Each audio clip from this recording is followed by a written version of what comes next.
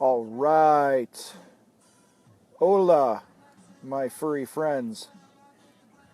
All right, I am cranking some tunes, sitting in my truck, my road trip truck with the T-Dog. How you doing, T? You doing good? Yeah. What you got there? You got a shake and Doritos, right? Being healthy. Shake, Doritos, being healthy. And, yeah, the back of this thing looks like two guys have been on a road trip for a week and a half or whatever it's been. And so we are, let me turn this down because I'm highly distracted right now. So I'm going to try to kind of hold this thing still. But, so anyway, all right, T, say goodbye because I'm going to talk now for a while. And you can just eat your health food over there, okay? Okay. All right. So I am, Teague and I are on our way home to Colorado from our southwestern tour. We spent some time in San Diego, LA, all that good stuff, and we're in Barstow, California, and we're going to crash somewhere near Vegas, Hoover Dam, somewhere tonight. We got another couple hours to drive, and so I wanted to pull over and just hop on here for a couple minutes and talk about that. We actually had a really cool day. Well, you slept in. Till 10. Okay, yeah. So you slept in till 10. Yeah, that's not sleeping in. Okay, so that's not sleeping in apparently. Anyway, I was up bright and early on the phone doing some work, and then I came back, got Tiga, and we went to we were in Dana Point. We went kayaking out there, which was really awesome, and then we drove up to Laguna Beach. And we goofed off on the beach for a couple hours and all that stuff. So here, let's get into this here today. Tonight's topic came to me from my own daily tips email that I get. I get if you go to motorhard.com, you'll see our high-intensity tips every weekday. It's just a quick little tip that you can read within an hour, within a minute or so. And today, my tip that came through to me, because I'm on my own list, was about how to make sure you always get paid for the work you do. And I was thinking about what I was going to talk about tonight, and I decided to make it this topic because just today, my good buddy Neil Christensen, who, by the way, if you are in any way, shape, or form in need of somebody to do killer email marketing for you, talk to Neil. He set up an autoresponder thing for me last year, and I want to say, I don't know, within a week, I made like 20 grand or whatever. So, whatever. Neil knows what he's doing. But anyway, Neil and I go way back, and we were talking today, and he had a contractor over to his house to do some painting, and they finished up today. And the original price that he was told was $2,000. And then there was like this, Neil wanted one other thing done, and if they could do it for the $2,000, and if it worked out, great. Otherwise, he might not do this other additional work, or at least talk to me before you do the work, right? Well, this guy went ahead and did the work, and they did a great job. They're good people, and they did this additional work. And then when the job was over, Neil's like, I owe you $2,000, and they were like, well, we'd like a little more if you could do it. And it just created this tension, okay? I don't know what Neil ended up paying, but it just reminded me of the email I got this morning about my tip about how to make sure you always get paid. See, this contractor put himself in a situation where he did a couple things wrong. All right, the first thing he did wrong is nothing was in writing. Okay, that's where a lot of us go wrong as contractors. I've made this mistake. You've made this mistake. A lot of us make these mistakes where, we do some work and we think, hey, somebody's good for it. They're going to hook me up and they're going to pay me. But unless you have a clear scope of work, what's included, what's not included, who's responsible for what the payment terms are, what the quality standards are. Unless you're playing good defense with your paperwork, okay, and that's another topic that we're going to talk about here is how to play good defense in your business, and your contract is one of those things. Without that signature, nobody owes you anything, all right? So, I normally do this earlier on. I suppose somebody would have told me by now, but just somebody give me a yes if you can hear me. I'm assuming you can because there's people on here and they haven't said they can't hear me yet. But anyway, so listen, if you're doing work for anybody, if you're, building a deck, painting a building, doing any sort of landscaping, I don't care if it's a full-blown $100,000 project or if it's just an additional work order or an upsell that, your guys do on site. Thanks, Gene. You have to get somebody to sign on the dotted line. Because if there ain't no signature, there ain't no deal. And listen, even at the very least, you guys, email somebody, text somebody, say, hey, do you accept the proposal as laid out, in the email dated blah, blah, blah.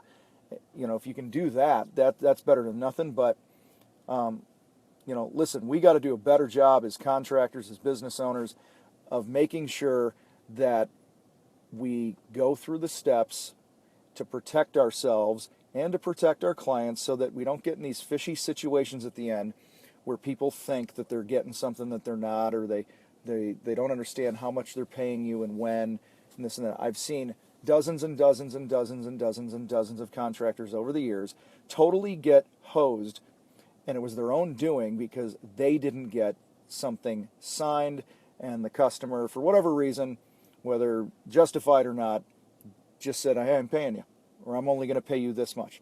All right, so point number one, if you always want to get paid, get a signature. Point number two, if you want to get paid, you have to take control of the work, the actual project. And here's what I mean. I had a project that I've shared about before on here, and the guy's name was Bill, and it was a $28,000 job that I sold, and it cost me $45,000 to actually do the job. So if you're a little slow on the math part of things, that's not good when you spend more money than you bring in. Okay, so this guy, Bill, was the general contractor on his own house, and I was the brand new, desperate, wide-eyed, there we go, now I'm back.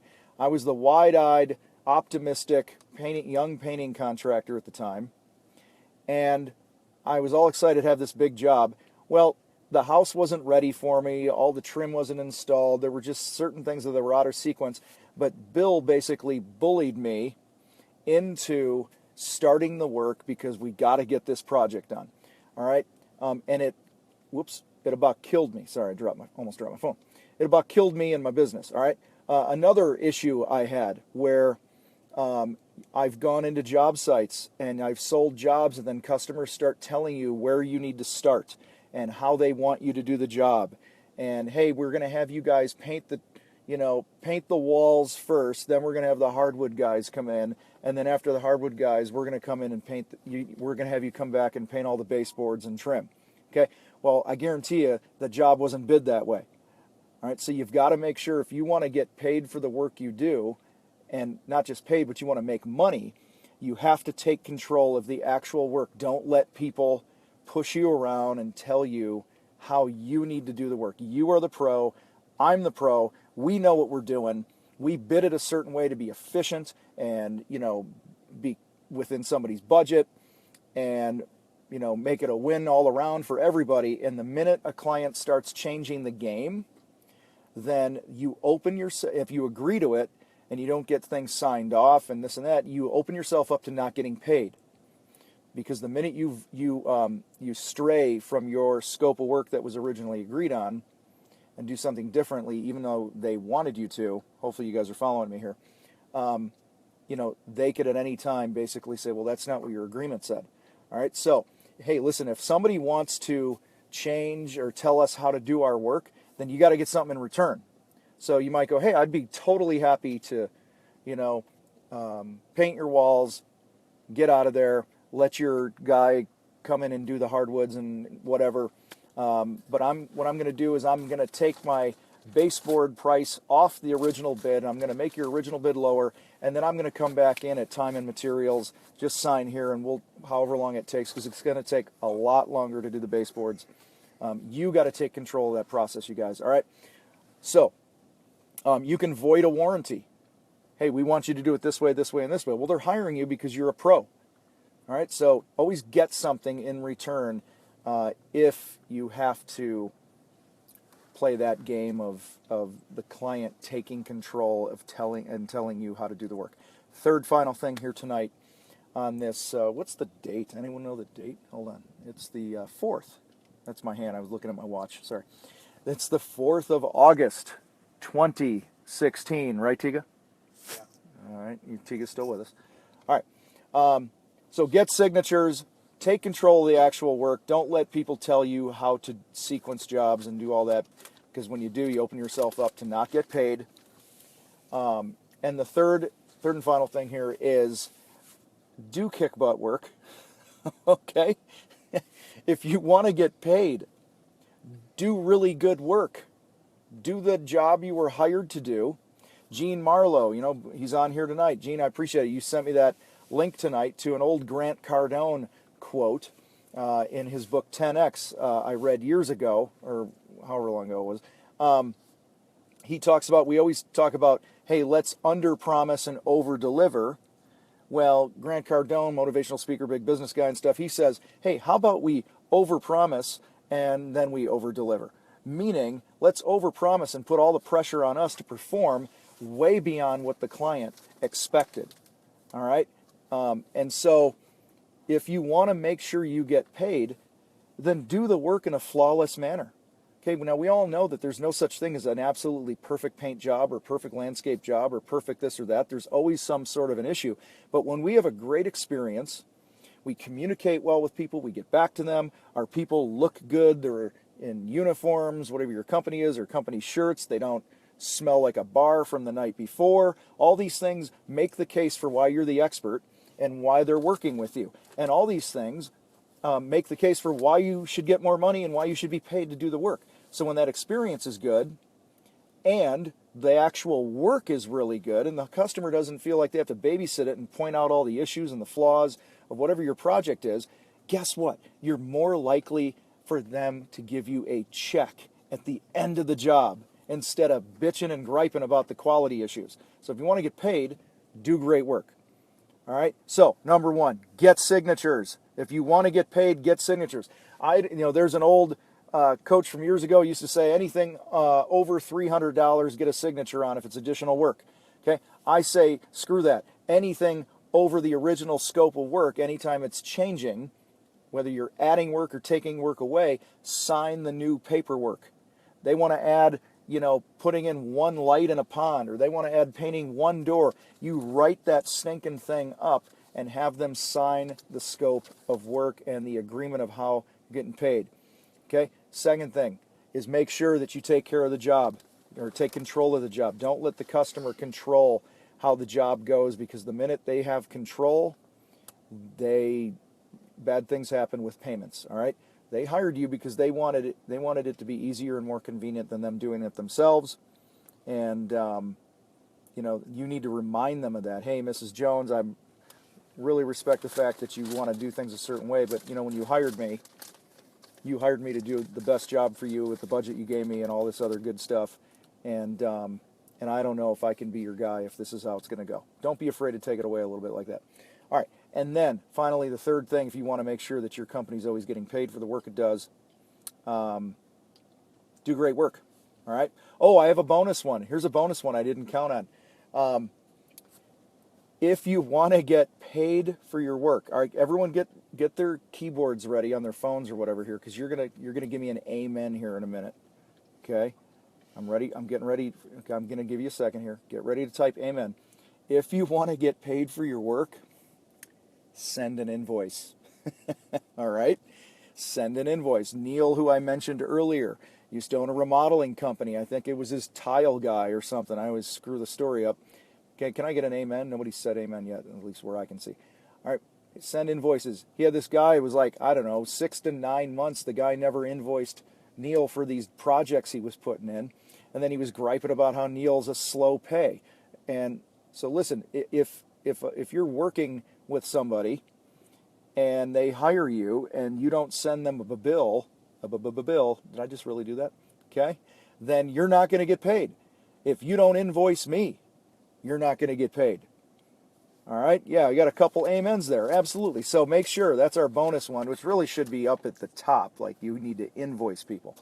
Guys, that's so generic, but it's funny. When I first started in business a long time ago, I was one of those guys. I didn't know that I was supposed to give people an invoice. All right, I was that challenged with my business IQ at the time when I first started out as a contractor years ago, that I remember the first time a guy asked me for an invoice. It was freaking probably Neil. All right, so make sure you send an invoice and you'll get paid. Make sure you get a signature. Make sure you take control of the project. And finally, you do great work. When you do great work, people are going to be happy to pay you. All right, they're going to want to pay you. And here's another squirrel moment. All right, see, I'm trying to get off this thing, get back on the highway here. So you can, if you have payment terms in your projects, so hey, we got a third here and a third at this point. The very second that a customer doesn't honor the payment terms, stop working. Don't incur any more costs on the job and say, hey, I need to pull off the job. We're not going to be there tomorrow, blah, blah, blah, because, we don't have your check yet. All right. So, and it doesn't make you a jerk. It just means you are honoring your end of the bargain. And your end of the bargain is you're going to show up and you're doing great work for people. They need to honor the terms of the contract and the proposal that they signed. Remember, we talked about them signing stuff. And if they don't do that, then don't go out there. If they don't honor what they said and meet your payment terms, please don't spend any more money doing work for people. All right. So, guys, with that, Tiga and I, say hi, Tiga. He's still eating. You can eat that whole bag of Doritos tonight. Can I? Can you tell Mom is like 2,000 miles away? Yeah. And we're on a... I can if you want me to. No, I don't want you to. Is that your dinner tonight? No. No? All right. It's a snack. It's a snack. A whole bag of Doritos and a chocolate shake is a snack, or vanilla, whatever you had. Yeah. So we're on a road trip. We're heading back from California and stuff, back to Colorado. And we're in Barstow, California right now, passing through. I appreciate you guys hanging out with us tonight. If you're just joining us here near the end, hop back to the beginning, talk about our 4 or 5 ways that you can always make sure that you get paid for the services that you offer and provide people. I want to invite anybody who has not gone to motorhard.com. That's where I do my high-intensity tips. We have really quick 5 days a week, Monday through Friday, emails that you can literally read in about 1 minute a morning when they go out to you. We do it every day, weekday, year-round. We started that, and there's a lot of good stuff in there to help you build a stronger business. And finally, if you're a contractor and you want to sell more and you want to change the stuff that's going on between your ears, I want to invite you to come to Burtonsville, Maryland on September 28th through the 30th for our Contractor Sales Academy Profit Summit. Listen, this is an intimate event where you're going to be able to be in the room with some amazing people who are doing amazing things in their businesses. We have some great speakers and sessions lined up to help you sell a lot more of your stuff at higher prices, and not only that, but provide experiences that go way, way, way above so that your clients always feel like they're getting more than they paid for, because that's usually a good thing. All right, so head over to motorhard.com/summit if you're interested in checking that out. And otherwise, I appreciate y'all hanging with me tonight. We will see you next time on Reber Live. Hasta la pasta.